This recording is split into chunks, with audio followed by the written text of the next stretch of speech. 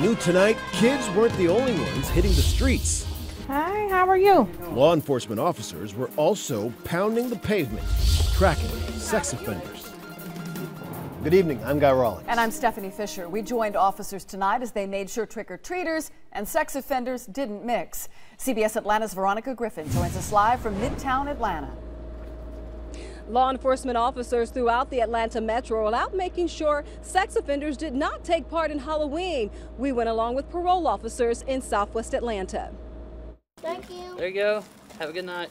Candy for costumes is the name of the game on Halloween night. Tasty treats bring out all kinds of little ghosts, goblins, and princesses. It also brings out these officers with Georgia State Board of Pardons and Paroles. They're making sure sex offenders are staying away from those trick-or-treaters.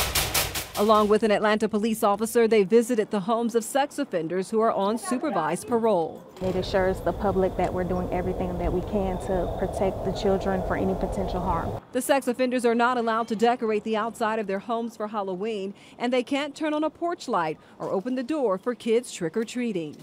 In fact, these kids were at the door of a sex offender's home as the officers arrived. I was looking to make sure to see if anyone answered the door, and I commended him on not answering the door, and he was following everything that he was supposed to do. Amy Ciantos and her friends were out handing out treats to kids. She's happy to know the officers are out there too. I think it's fantastic.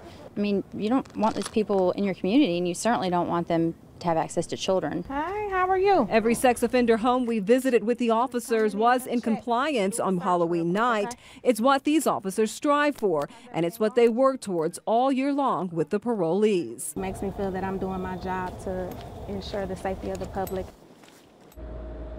Now, that parole officer tells me in her 4 years of doing the Halloween checks, she's never had a parolee who wasn't in compliance. Reporting live in Midtown, Veronica Griffin, CBS Atlanta News.